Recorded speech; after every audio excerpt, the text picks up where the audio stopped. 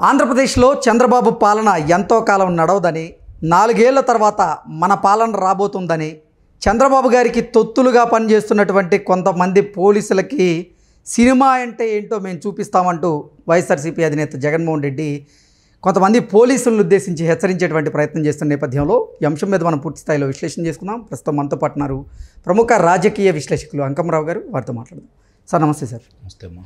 Sir, YSR Congress party అధ్యక్షుడు జగన్మోహన్ రెడ్డి ఈ మధ్యకాలంలో ఎక్కడ మీటింగ్కి వెళ్ళినా, ఏ కార్యక్రమానికి వెళ్ళినా చంద్రబాబు గారి ప్రభుత్వం ఎంతో కాలం సాగదు, మరో 4 ఏళ్లలో మనమే అధికారంలోకి రాబోతున్నాం, చంద్రబాబు గారికి తొత్తులుగా మారినటువంటి కొంతమంది పోలీస్ అధికారులకి సినిమా అంటే ఏంటో మేము చూపిస్తామంటూ పదే పదే కొంతమంది పోలీసులను హెచ్చరించేటువంటి ప్రయత్నం చేస్తూ ఉన్నారు. ఏంటి సార్, దీన్ని ఎలా చూడాలి అసలు? నీకు గుర్తుందో లేదా కృష్ణ, సార్ 2019 30వ తారీఖున ఆయన ప్రమాణ స్వీకారం చేశాడు.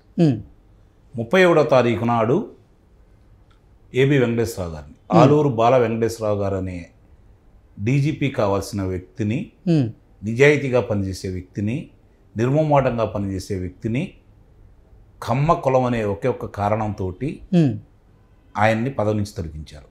ఒక గుంటూరు వాసిగా చెబుతున్నాను. గుంటూరు జిల్లాలో 26 మంది సిఐలు కావచ్చు, మిగిలిన వాళ్ళని కావచ్చు, 26 మందిని కమ్మ కులస్తుల్ని 5 సంవత్సరాలు ఎక్కడా వాళ్ళ విధులు నిర్వహించకుండా పక్కన పెట్టాడు.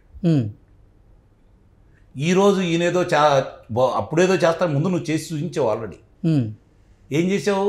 ఆలూరు బాల వెంకటేశ్వరరావు గారిని, ఏబి వెంకటేశ్వరరావు గారిని నీ మీద గెలిచాడు ఆయన న్యాయ పోరాటంలో. సిగ్గుతో తలదించుకోవాలి, నువ్వు సిగ్గుతో తలదించుకోవాలి. న్యాయ పోరాటం చేసి గెలిచాడు, మళ్ళీ ఆయన కాకి సొక్కాతోటి ఇంటికి వెళ్ళాడు. అది మర్చిపోతున్నావు. నువ్వు ఏం చేయగలిగేవాడని రేపొద్దున ఏం చేస్తావు? అసలు నువ్వు అనేవాడి మళ్ళీ రాజకీయంగా ఎదిగి రేపొద్దున నువ్వు అధికారంలోకి వచ్చినప్పుడు కదా ఇది పగటి కళ అని చెప్పని ప్రపంచం అంతా ఘోషిస్తూ ఉంది. నీకు ఒక్కడికి అర్థం కావట్లేదని నేను అనుకోవట్లేదు. నీకు తెలుసు ఎందుకు నువ్వు విధంగా ఘోషిస్తున్నావు, ఎందుకింత ఆర్తనాదాలు చేస్తున్నావు, ఎందుకింత ఆక్రోషిస్తున్నావు అని చెప్పి కనుక ఆలోచిస్తే ఒక సైడ్ నుంచి వరుసనే నీ మీద ఉన్న అభియోగాలు తుది దశకి చేరాయి. ముఖ్యంగా మద్యం కుంభకోణంలో వాస్తవాలు కళ్ళ ముందు కనపడుతున్నాయి. ఎప్పుడు నీ తలుపు తడతారన్న భయం. ఈరోజు నీ కోసం ప్రాణాలు వేయటానికైనా సిద్ధపడిన చెవిరెడ్డి భాస్కర్ రెడ్డిని ముందుకు నెట్టావు. అతను తల మీద వేసుకోవడానికి సిద్ధపడే ముందుకెళ్ళాడు. అది అందరికీ తెలిసిన విషయం. సహజంగా లుకౌట్ నోటీసులు ఉన్న సంగతి ఎవరికైనా తెలుసు. ఏ విమానాశ్రయానికి వెళ్ళినా అదుపులో తీసుకుంటారో సంగతి తెలుసు. కానీ నువ్వు బయట ఉంటే నీ దగ్గర రావట్లేదు. వాళ్ళు విచారిస్తున్నారు.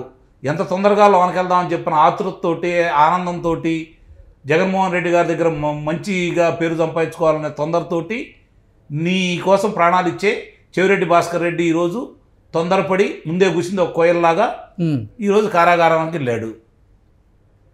ఇప్పుడు నువ్వు వచ్చేసి ఈ అధికారులను బెదిరిస్తున్నావు. ఎన్నాళ్ళు బెదిరిస్తావు? ఇంకొక 4 నెలలు 5 నెలలు. ఈలోపు వాళ్ళే నిన్ను కారాగారంలో తీసుకెళ్తారు కదా. అప్పుడేంటి నీ పరిస్థితి? అప్పుడు ఎవరి గురించి మాట్లాడతావు? ఎవరుంటారనుకుంటున్నావు నీ ఎమ్మట? ఇదే ఎవరైతే ఉన్నారో ఇప్పుడు, ఏ విధంగా అయితే నీ ఎమ్మట ఉన్నారో వాళ్ళ మనుషులు తప్ప ఎవరు ఉండరు. వీళ్ళందరినీ, రెచ్చిపోయిన వాళ్ళందరినీ వాళ్ళు చక్కగా రాసుకుంటున్నారు. ఎప్పుడు వాళ్ళని తీసుకెళ్ళి ఎలాంటి సత్కారాలు చేయాలో వాళ్ళు చేస్తారు. అందుట్లో ఎలాంటి సందేహం లేదు.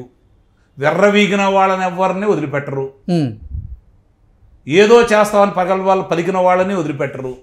బారికేటు తొలగించిన వాళ్ళని వదిలిపెట్టరు. మేసాలు మెలేసిన వాళ్ళు ఏమయ్యారో చూస్తూనే ఉన్నాం.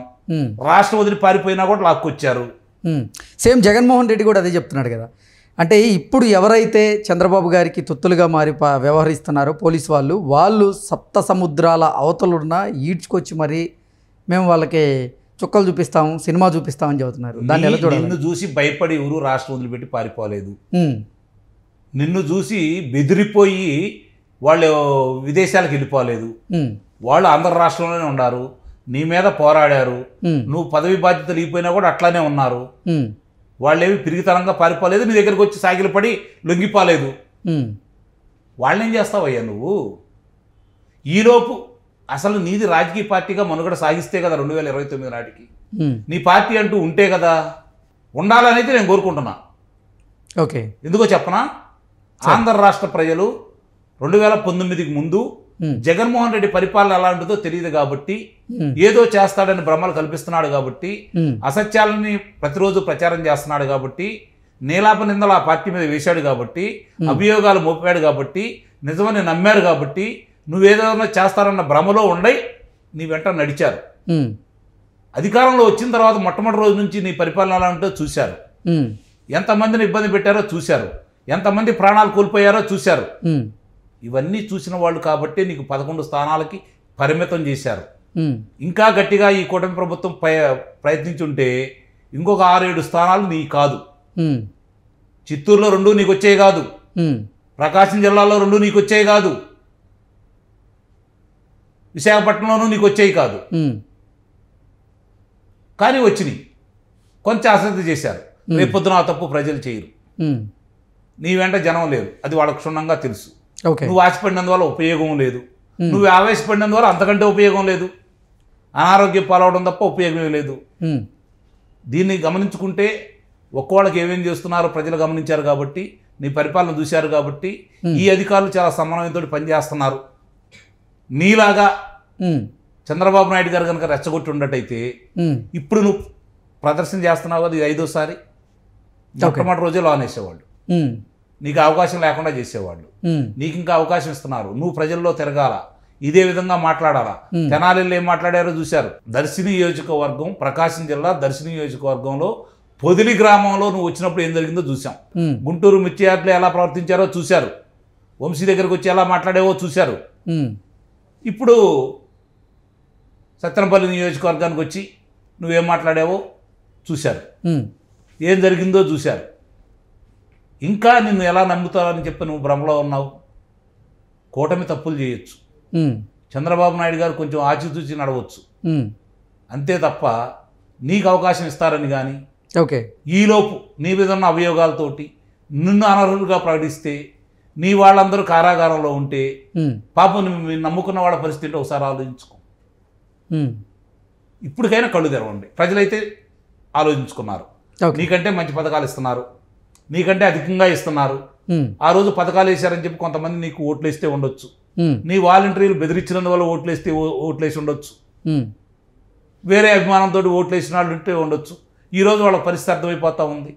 జరిగిన పరిస్థితి కళ్ళ ముందు కనపడతా ఉంది. మేలేంటో వాళ్ళ కళ్ళ ముందు కనపడతా ఉంది. స్వతంత్రంగా ఎలా బతుకుతున్నారో వాళ్ళకి అర్థమైపోతా ఉంది. ఇన్ని జరిగి ఇన్ని చేసి ఈరోజు వాళ్ళకి ఇంతకు అర్థమైపోయిన తర్వాత ఈరోజు నీ ఎంట నడిచిన వాళ్ళు ఎవరో చూస్తున్నావు. ఎవరిని ప్రోత్సహిస్తున్నావో చూస్తున్నావు. ఎవరి దగ్గరకు వస్తున్నారో చూశారు. అంటే జగన్మోహన్ రెడ్డికి ఇప్పుడు కూడా మార్పు రాలేదని చెప్పని వాళ్ళు స్పష్టంగా అర్థమైపోయింది. వాళ్ళందరూ ఒక్కోళ్ళు జారుకుంటా ఉన్నారు. ఆ విషయాలు తెలుసు కాబట్టే 3 శాసనమండలి స్థానాల్లో నీ పరిస్థితి ఏంటో నువ్వే చూసావు. పోటీ కూడా చేయలేని వాడు రేపు పొద్దున 2029లో ఎన్నికలకు ఎలా వస్తావయ్యా జగన్మోహన్ రెడ్డి? ఇదేనయ్యా ప్రజలు ఈరోజు ఆలోచించుకుంటున్నారు. కాకపోతే ప్రజలు ఈరోజు ఏం ఆలోచించుకుంటున్నారంటే, ఇన్ని చేసిన జగన్మోహన్ రెడ్డిని చంద్రబాబు నాయుడు ఈ విధంగా చేయటం ఏంటి? చంద్రబాబు నాయుడు గారు ఇంకా చూస్తా కూర్చోవడం ఏంటి? వీళ్ళు ఈ విధంగా పెట్టిపోయి మాట్లాడుతూ ఉంటే ఎందుకు అదుపులో తీసుకోవట్లేదు? ఇదే ఆలోచిస్తున్నారు. కానీ చంద్రబాబు నాయుడు గారు ఇది ఆలోచించట్లా. రాష్ట్రానికి పెట్టుబడులు ఎలా రావాలి? నిన్నగాక మొన్న చంద్రబాబు నాయుడు గారు ఇదే హైదరాబాద్ నగరంలో ఇన్ఫోసిస్ వాళ్ళకి 50 ఎకరాలు కేటాయించారు. వాళ్ళు ఎకరానికి 500 మంది కాడికి 25,000 మంది ఉద్యోగాలు కల్పన చేస్తూ ఉన్నారు. కానీ ఈరోజు 50,000 మంది అక్కడ పనిచేస్తూ ఉన్నారు. మొన్న అనంతారం నెక్కల్లు మధ్య 143 ఎకరాలు గూగుల్ వాళ్ళు పరిశీలించడానికి వచ్చారు. చూశారు, రేపు వాళ్ళు పెట్టబోతున్నారు. 1,00,000 ఉద్యోగాలు రాబోతున్నాయి అక్కడ. ఇలాంటివి రాకూడదు, అమరావతికి పెట్టుబడులు రాకూడదు, పోలవరం పూర్తి కాకూడదు, కేంద్రం సహాయం చేయకూడదు, విధ్వంసం సృష్టించాలి, రాష్ట్రం అతలాకుతలం చేయాలి, రాష్ట్రం బాగుపడకూడదు, ప్రజలు బాగుపడకూడదని నువ్వు కోరుకుంటున్నావు. చంద్రబాబు నాయుడు గారు నీ సంగతి ఎట్లయినా చూసుకోవచ్చు, ఇంకా 4 సంవత్సరాలు ఉంది. ముందు నువ్వు నాశనం చేసినటువంటి రాష్ట్రాన్ని ఎలా బాగు చేయాలని చెప్పి ఆయన ఆలోచిస్తున్నాడు కాబట్టి కొంత చూచి చూడనట్టు వదిలేస్తున్నాడు. ఇప్పుడు మొదలైనవి, నిస్సందేహంగా మొదలైనవి. 9 లక్షల కోట్ల రూపాయల పెట్టుబడులు రావడం మొదలైనవి. రేపు గూగుల్ కావచ్చు, ఏఐ కావచ్చు, క్వాంటమ్ వ్యాలీ కావచ్చు, డ్రోన్కు సంబంధించింది కావచ్చు, ఈ పెట్టుబడులు కావచ్చు, ఇవన్నీ రేపు వచ్చి పనులు మొదలైన తర్వాత అప్పుడు నాయన తకదిమితో తందాన అన్ని వాళ్ళు ఏం చేయాలో చేస్తారు. Okay sir, thank you so much. Thank you.